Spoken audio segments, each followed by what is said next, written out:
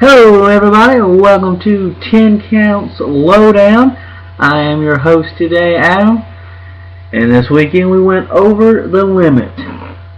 Literally, it was over the limit. I'm not talking about, over the limit. I'm not talking, no. Well, let's talk about it. Over the Limit, second pay-per-view of Season 9, and there were some movers and shakers. It was very interesting pay-per-view. Great to watch live, but we'll have a show about that later. So let's go talk about results and get a little analysis going, shall we? Let's talk about who was hot at Over the Limit and who wasn't. Second pay-per-view of the year, Mike, Adam, and Aaron. Myself, Mike, and Aaron. All three of us earned the first picture-perfect pay-per-view of the season with 27 out of 27 points at Over the Limit. That gives Mike his 11th pay-per-view win. Congrats, sir. Also, his 5th pay-per-view going 100% in his 4th season with us. I have 32 wins, 9 of which are 100% or picture-perfect, as we like to call it. And Aaron has 30 wins, with 13 of those being 100%. So he seems to have the lead there with pay-per-views for picture perfect 100%. Congrats, gentlemen. And to be quite honest, while we're on the subject of going 100% picture perfect, there was in the very beginning when we started out, we were all it was every match, no matter what was involved, was worth 1 point. So it got to where, you had a decent chance of getting 100%. And the matches seemed easier then. And then there was a while where it just seemed like getting 100% was darn near impossible. And as we are famous on this show, it seems that each year the matches are getting harder and harder to predict. But I was looking at some stats preparing for this show, and I noticed that last year that kind of contradicts that, because 7 of the 13 pay-per-views we predicted, we saw someone go picture perfect. That's 7 out of 13, over half. In fact, the first 3 pay-per-views of Season 8 had at least one person getting every match correct. So maybe it's not as hard as we thought, but I think it is. It's just timing, and the part of it is you've got to really predict what the writers are going to do. That's why it's harder, I feel like, for wrestling and WWE. It's because with sports, like a lot of people do NCAA brackets and stuff for the March Madness. That's hard, but in its own right. It's hard because there's so many teams, you may not be familiar with how they've played, but there's no one back there going, okay, well, let's have, I don't know, Duke lose out in the first round and do this and do that.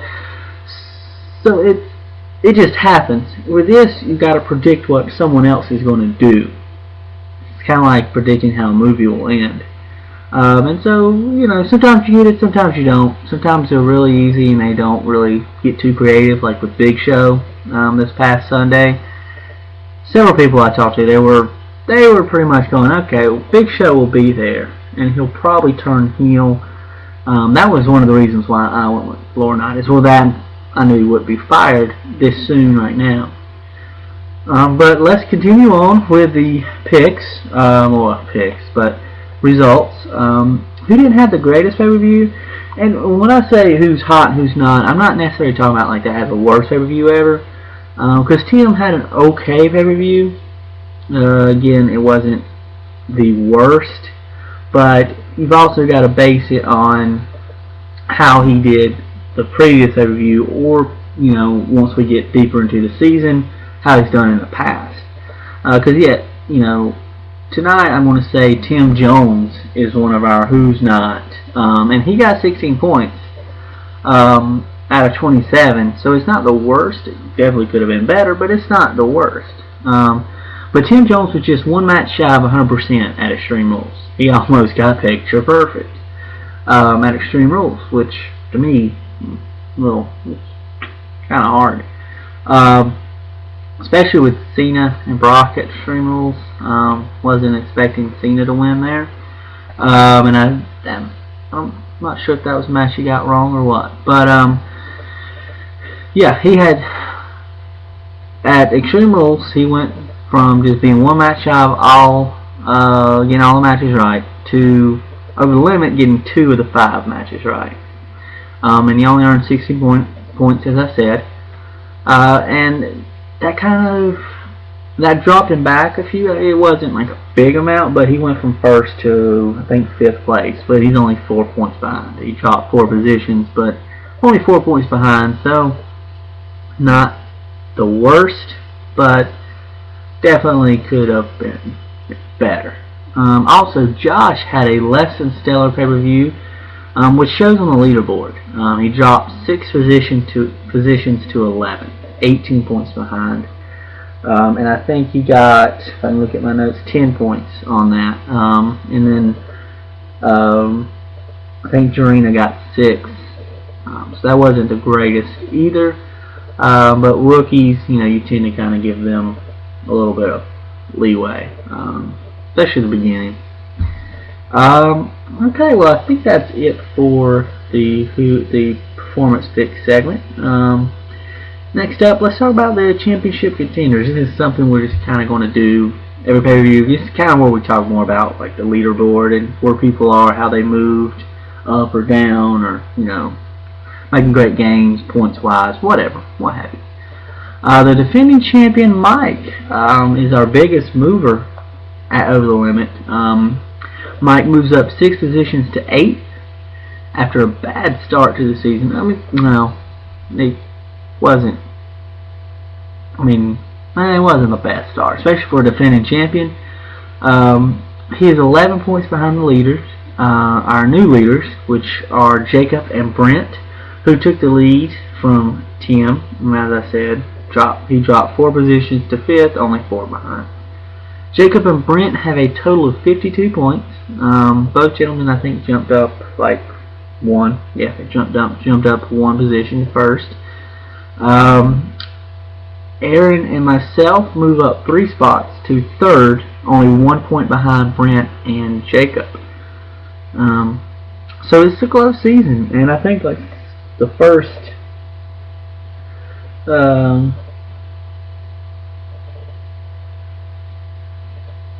I think maybe Mike can say Ruben, who's in 15th, is like a pay-per-view behind, maybe, with 32 points. But like most everyone is kind of within the 20-point range, which is, especially you get a few 10-point matches in there. We know we're No Way Out supposed to have some specialties and stuff, dealing with cages and straps or whatever, just a way that you can have No Way Out. So that should give us bonus point or more points. And we got the tournament coming up, which you can earn up to 14 extra points.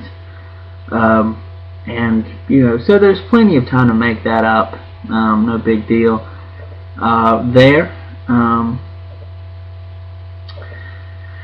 Just a note, since it is only the second review, there was a lot of moving and shaking. If you look at there's people who went up 2, went down 2, went up 1, went down 4, up 4, down 6, up 6.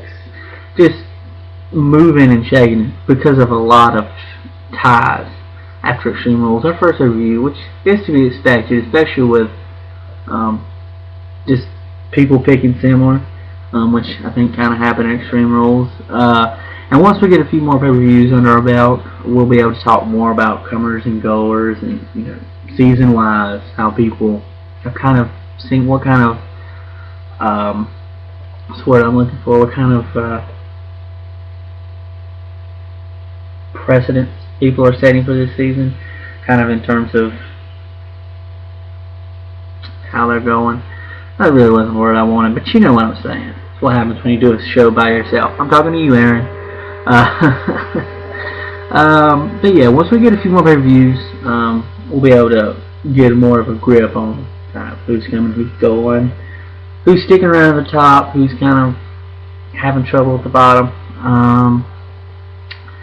Yeah. Alright, now only one more thing to talk about before I go here.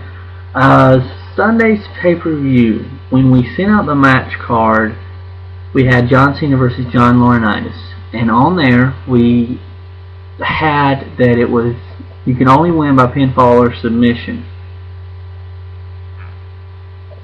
and we also had that Laurinaitis were to lose, he was fired, which means a special occasion match, and those are worth 3 points. Basically, a special occasion match is when when WWE puts a stipulation on the match, but the stipulation really isn't like no DQ, no count out, a cage.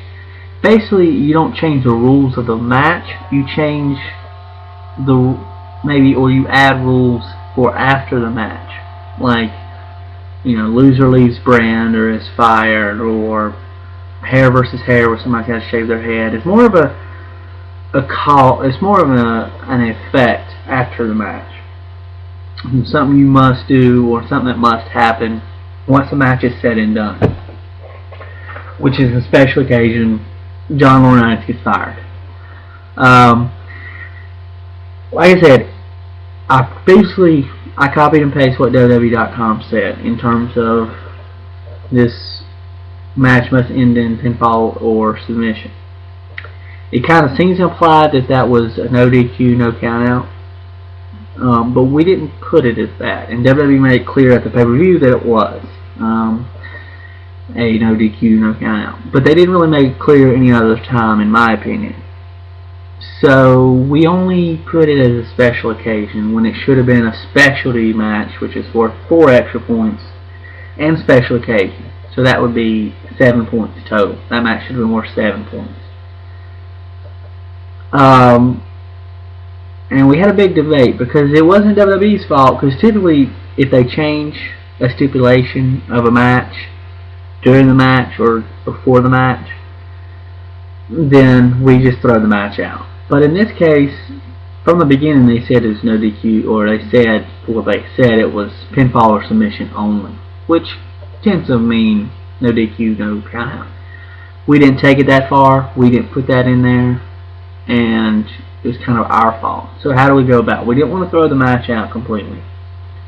I wasn't comfortable with throwing on the extra points, even though I picked John Laurinaitis and I would have gotten 7. I wasn't completely comfortable with adding on points after everyone had already picked it, thinking it was 3 points. And we've kind of felt like it wasn't fair at the beginning because we didn't come out and say, oh, no DQ, no count out, even though we kind of have pinfall or submission only on there. So it was kind of it started a big debate between Brian, Aaron, and myself, and Mike got in and kind of helped us, you know, with a kind of decide. And so it basically came down to it was our mistake. Don't change it. Keep it as a 3-point match, since that's what we said it was worth. And really, we tried to figure out what would we do if that were to happen again, where we would have put something. That's not what WWE had in mind, or that's not what they had said about the match, and we didn't see it, or we didn't find enough details, and we had it as a 3-point match again or something like that. How would we do it? And basically we're just going to have to take this situation case by case, because sometimes WWE just changes the rules, and then other times like this, which is the first time this has ever happened, and in 9 seasons, I'm kind of proud of that. So we'll just have to take it case by case. Bear with us on that. If you have any suggestions or opinions, feel free to let us know. YouTube comments, or you can let us know on Facebook, or email, you know, whatever. I think that's pretty much it. Yes, we went to Over the Limit this past Sunday in Raleigh, and as y'all know, a few months back we kind of had a announcement video where we said we were going to do it, and we look forward to doing more stuff like that. We had a great time. We saw Jacob, met him and his daughter Andrea, who's sticking with us now. Mike was there, I was there, Brian. Unfortunately, Aaron and some others couldn't make it, but we hope that in the future you guys can make it to some of the pay-per-views, or, well, more likely it'll be Raw and SmackDown events. We hope to kind of start doing that more, or at least just hanging out, getting together more, and we'll talk about that more. Got something in mind for the pay-per-views that we want to do, and I'll talk about that once I, figure out the logistics. But I think that's about it, guys. Thanks for watching Lowdown Over the Limit 2012. We hope to be able to bring Aaron back in soon. We've had some technical difficulties and sleeping schedules problems lately. So it's been me solo. But hopefully I've entertained you enough that you're like, he's not that bad. Hopefully. But I think that's it, guys. So thanks for watching Over the Limit. You're welcome. Lowdown. And until next time, y'all know the deal. Keep the lowdown on the down low. Wish I was much smoother in that. But we'll work on it.